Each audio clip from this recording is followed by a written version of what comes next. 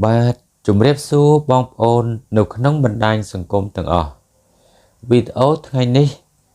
និយាយអំពីជីវិតប្តីប្រពន្ធឆ្នាំជូតនិងឆ្នាំកោរ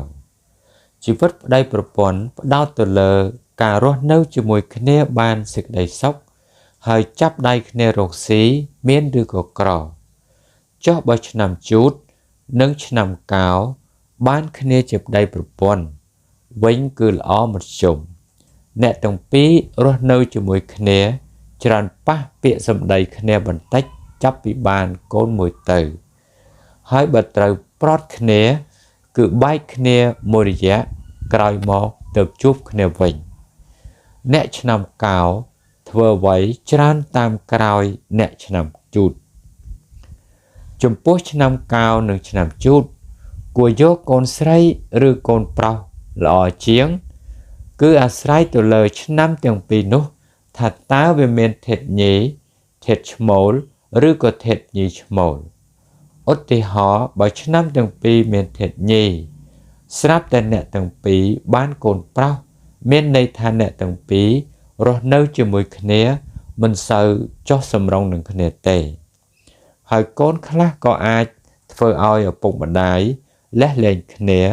រកស៊ីបងខាតឬមានគ្រោះថ្នាក់ផ្សេងទៀតក៏មានដែរតែបើអ្នកទាំងពីរបានកូនប្រុសវិញមានន័យថាល្អរស់នៅជាមួយគ្នាបានសេចក្តីសុខសប្បាយល្អណាស់ឧទាហរណ៍ទី2បើឆ្នាំទាំងពីរនោះមានធាតុញីឈ្មោល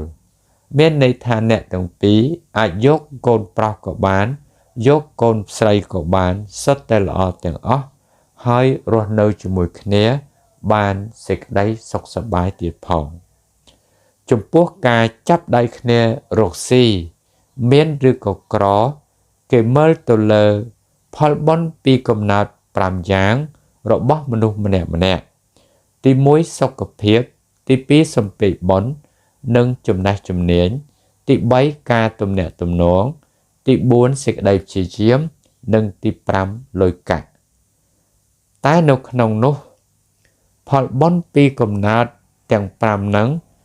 មាន3សំខាន់មានសុខភាពមានសំពេចបុណ្យនិងចំណេះជំនាញនិងមានការទំនាក់ទំនងសម្រាប់មនុស្សម្នាក់ដែលមានតាំងពីកំណើតមកម្ល៉េះទី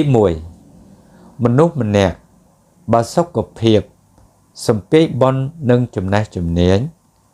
ហើយនឹងការទំនាក់ទំនងទាំង3ហ្នឹងល្អនោះអ្នកនោះឯង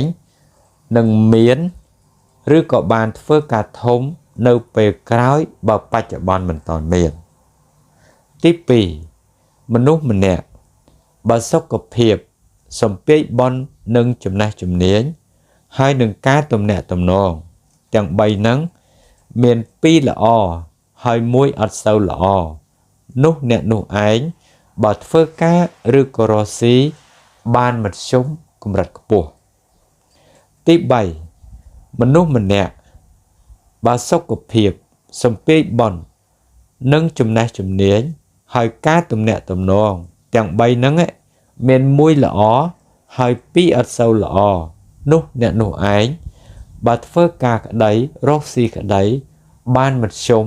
កម្រិតទាបសូមលើកឧទាហរណ៍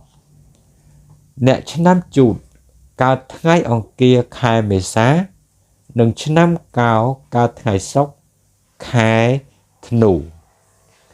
ទី1និយាយអំពីសុខភាពអ្នកឆ្នាំជូតមានសុខភាពអត់សូវល្អតាំងពីក្មេងរហូតដល់ចាស់ឯអ្នកឆ្នាំកោរវិញមានសុខភាពល្អតាំងពីក្មេងរហូតដល់ចាស់ទី2សំពេចបុណ្យឆ្នាំទាំងពីរនេះ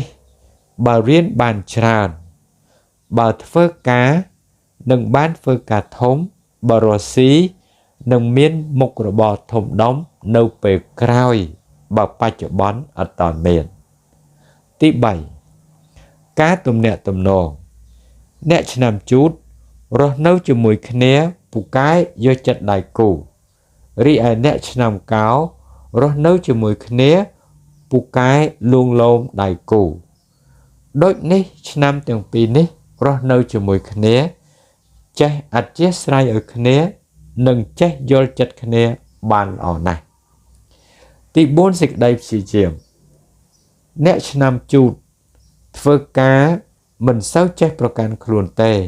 ហើយមានចិត្តចេះអធ្យាស្រ័យឲ្យគ្នាទៀតហើយអ្នកឆ្នាំកោធ្វើការរៀងថ្នមខ្លួនបន្តិចហើយមានចិត្តយោគយល់និងចេះអធ្យាស្រ័យឲ្យគ្នាដូចគ្នាទី5លុយកាក់អ្នកឆ្នាំជូតជាមនុស្សចាយរៀងធំបន្តិចចំណែកឯអ្នកឆ្នាំកោគឺជាមនុស្សចាយរៀងរិះថាសរុបសេចក្តីមកវិញឆ្នាំទាំងពីរនេះបានគ្នាជាប្តីប្រពន្ធមានឬក៏ក្រអាស្រ័យទៅលើលោកអ្នកជាអ្នកគិតនិងដាក់ពិន្ទុឲ្យទេហើយការលើកឡើងទាំងអស់នេះលុះត្រាតែគេយកថ្ងៃខែឆ្នាំកំណើតរបស់អ្នកទាំងពីរហ្នឹងមកកណនារកមើលទៅដឹងសូមអរគុណ